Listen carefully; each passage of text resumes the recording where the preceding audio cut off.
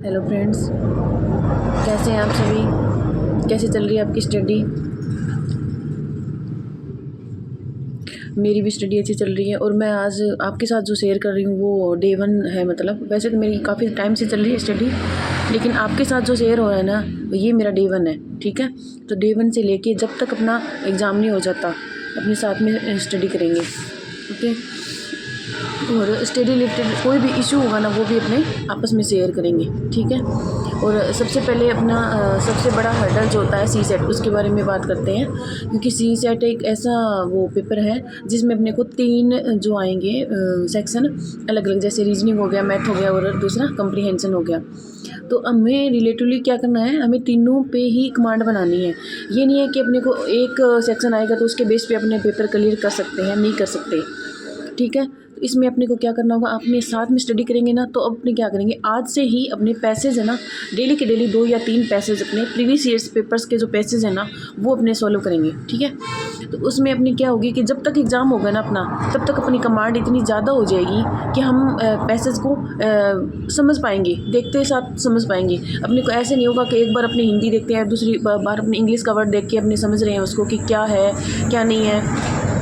तो उसमें अपने क्या करना है, अपने डेली के डेली रूटीन रखेंगे। 4 एटलीस्ट 4 तो पैसेज अपने सॉल्व करेंगे डेली के। ठीक है, और रहा मैथ और रीजनिंग उसका, तो मैथ और रीजनिंग में अपने को क्या करना है, अपने को सारे टॉपिक अगर नहीं आते हैं ना, तो प्रीवियस ईयर्स जो पेपर्स है ना उसके जितने भी क्वेश्चन है, जैसे मैंने किया, मैंने सीसेट की तैयारी ऑलमोस्ट कंप्लीट कर रखी है वैसे तो, क्योंकि ना मैं काफ़ी टाइम से पैसे सोल्व कर रही हूँ। दूसरी ओर रीजनिंग और मैथ मेरे स्ट्रॉन्ग है। मेरे तो तीनों ही ठीक ठीक है, मतलब ऐसे नहीं कह सकते कि सी सेट मेरा रुक सकता है किसी वजह से। पिछली बार तो देखो मेरी स्टडी इतनी ज़्यादा नहीं हो पाई थी, क्योंकि ना मेरे पे जिम्मेवारियाँ भी बहुत ज़्यादा हैं अभी, घर की भी है, बेबी भी है मेरा 2 साल का छोटा, तो इस वजह से इतनी ज़्यादा स्टडी कंटिन्यूसली नहीं हो पाती थी। बीच बीच में जो गैप आ जाता है ना, वो गैप अपने को पीछे जो स्टडी की होती है ना, वो सारा का सारा अपना गेम मतलब बदल के ही रख देती है एक तरह से। अपने को उतना ही जोर वापस लगाना पड़ता है वहाँ से खड़े होने के लिए। इसलिए मैंने ये सोचा कि अब स्ट्रगल जितना भी हो, कुछ भी हो, मुझे मेरी स्टडी रूटीन फिक्स रखना है, और इसलिए मैंने ये यूट्यूब चैनल चलाया है। ठीक है, तो अपने स्टडी करेंगे साथ में। ठीक है, जितना भी टाइम अपने पास होगा, और एक एक मिनट, जैसे ना हम सोचते हैं कि अपने पास इतना वक्त पड़ा, ये वक्त नहीं है, ये वक्त हर दिन अपने को बेस्ट बनाना है। हर दिन का जो स्टडी रूटीन जो अपना फिक्स होगा ना, उससे ही एक दिन से अपना एक वीक बनेगा, और एक वीक से अपना एक महीना बनेगा, और एक महीने से अपना एक साल बनेगा, और वो साल अपना पेपर क्लियर करवाएगा। ठीक है, तो फिर हम बात कर रहे थे सी सेट का।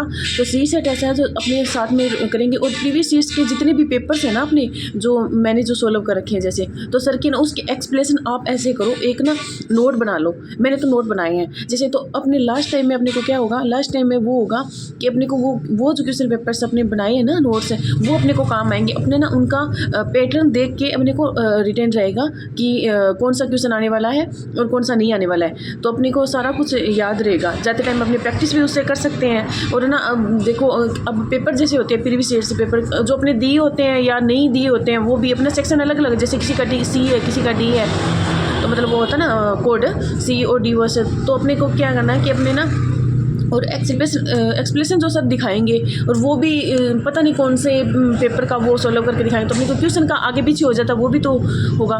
ऐसे करना है कि मैंने तो जैसे नोट्स बनाए थे, और जो भी पीछे के पैसेज को छोड़े, पैसेज को तो सीधा सॉल्व कर लिया, और जो क्वेश्चन है ना उनका ऐसे किया है कि धीरे धीरे करके मैंने सारा लिख लिया, और उनके नोट भी बना लिए, और उनको सोल्व जो करके जो ट्रिक जो भी मतलब सर ने जैसे जैसे समझाया तो मुझे समझ में आया, तो वो मैंने, और मेरा तरीका खुद का लगा के भी आप देखो, कुछ ज़रूरी नहीं है कि सर हमें समझा रहे हैं, उस क्वेश्चन को ध्यान से देखो। तो मेरे को ये रियलाइज़ हुआ कि जो पीछे वाला जो सीसेट का पेपर हुआ था ना, उसमें बहुत सारे ऐसे क्वेश्चन थे जिनको अपने सिर्फ थोड़ा सा सोच समझ के ही अपने सॉल्व कर सकते थे। उसमें अपने को पेन उठाने की भी ज़रूरत नहीं थी, हैं। फिर भी क्या करें, अब पहले अपने को बस इतना बर्डन ले लिया था कि मतलब सीसेट बहुत हार्ड है, लेकिन कुछ भी नहीं है ऐसा। आप ऐसे करो भी, पैसेज तो साथ के साथ चलता रहेगा, और प्रीवियस ईयर्स के जितने भी पेपर्स हैं उसमें क्या है कि जितने भी टॉपिक से क्वेश्चन आए हैं, डिटो ही क्वेश्चन देता है यूपीएससी।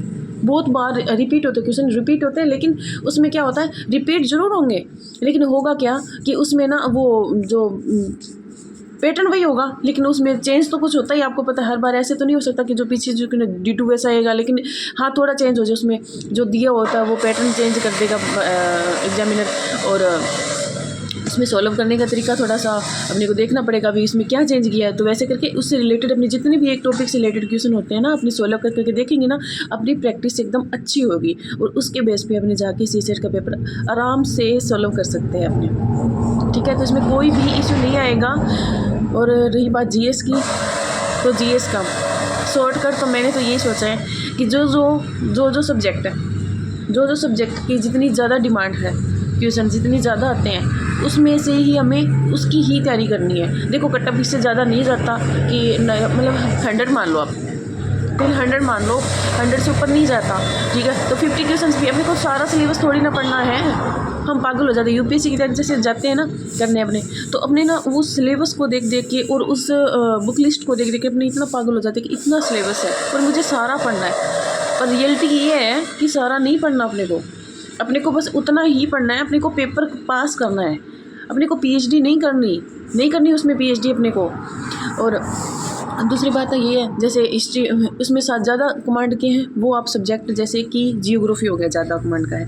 जियोग्राफी अपने पढ़ेंगे रिलेटिवली, उसका क्या होगा, ये इन्वायरमेंट और दूसरा का साइंस एंड टेक, ये 3 सब्जेक्ट एक दूसरे से अटैच हैं, ठीक है ना। अपने को मतलब तीनों पढ़ने हैं, लेकिन तीनों एक दूसरे में काम भी आते हैं। मतलब एक टॉपिक इसमें होगा वो उसमें दूसरे में सेम होगा, या फिर वो टॉपिक हमें आएगा तो आगे वाला टॉपिक हम उसके बेस पे सॉल्व कर सकते हैं उससे क्वेश्चन, ठीक है, ये भी होता है। तो ये 3 तो सब्जेक्ट ये हो ही गए। रही बात पॉलिटी की, तो पॉलिटी तो आपको पता ही है कितना इंपॉर्टेंट सब्जेक्ट है ही है। और रही बात उसकी कि मतलब पॉलिटी पढ़ना नहीं है अपने को, बार बार अपने को रिवीजन करना है उसका, रिवीजन करना है, रिवीजन इतना करना है कि पॉलिटी अपने टिप्स पे हो जाए। और रही बात दूसरी एक बात और कि पॉलिटी में भी सारे इम्पोर्टेंट टॉपिक नहीं है, सारे इम्पोर्टेंट नहीं हैं, उनको भी अपने को सिलेक्ट कर करके अपने को साथ में पढ़ना है, ठीक है। सिलेक्ट कर करके जो भी टॉपिक की ज़्यादा, जैसे अपने को लगता है कि पीछे प्रीवियस ईयर्स पेपर और प्रीवियस ईयर्स पेपर्स GS के भी मैंने भी ये सोचा कि CSET के मैंने कंप्लीट कर लिए हैं सारे पेपर, और कुछ रह भी गए हैं ना, तो भी मैं कर रही हूँ साथ में, 1-2 शायद रह गए हैं मेरे, मैं कर रही हूँ साथ में। दूसरी बात है कि ये जो GS का पेपर है ना, तो उसके एक्सप्लेनेशन का मैं देख रही थी कौन सा यूट्यूब चैनल या जो भी सर, या फिर गूगल से करके, या देखेंगे भी अपने को भी कहाँ से, क्योंकि उसका डिटेल में कोई भी क्वेश्चन पीछे जैसे आया है तो उसका अपने डिटेल अपने उठाएंगे उसकी, हर मतलब पूरी डिटेल इसकी कि कैसे एग्जामिनर और अपने को क्वेश्चन इससे पूछ सकता है, क्या पूछ सकता है इससे रिलेटेड, ठीक है। तो वो अपने उसमें सॉल्व करके देखेंगे, ठीक है। तो मैंने GS का ऐसे सोचा कि GS के जितने भी क्वेश्चन पीछे वाले जो आए हैं, GS का तो अपने को याद करना है, उसके नोट्स की तरह हो जाएगा। प्रीवियस ईयर्स पेपर्स अपने को हो गए ना कंप्लीट, अपने उसका डीपली स्टडी उसकी कर ली ना, तो अपने को आधा सा तो पता ऐसे लग जाएगा कि मतलब UPSC में एग्जामिनर कहाँ से पुट करेगा क्वेश्चन, ठीक है। तो ये कहते हूँ कि ये दोनों तीनों चीज़ों का बर्डन ना लें और आराम से पढ़ाई करें सोच समझ के, ठीक है। अब बर्डन लेने से क्या हो जाएगा, जैसे टाइम थोड़ा रहा है अपने पास, ठीक है, बर्डन लेने से क्या हो जाएगा, टेंशन लेके अपना दिन ही ख़राब करेंगे हम, इससे ज़्यादा और क्या कर सकते हैं। अगर स्टडी करेंगे ना तो सोच के इतना सिलेबस भी नहीं अपने ये जो 4 मंथ या जो भी टाइम जितना भी अपने पास है, देखो होगा या नहीं होगा ये भगवान के हाथ में होता है, ठीक है ना। अपनी किस्मत के भी कह लो, हाँ मेहनत, लेकिन मेहनत वो अपने हाथ में है, ठीक है ना। जितना टाइम अपने पास है अभी फ़िलहाल, जितना टाइम है उतना अपने को एकदम रूटीन से इन्वेस्ट करना है बस स्टडी में।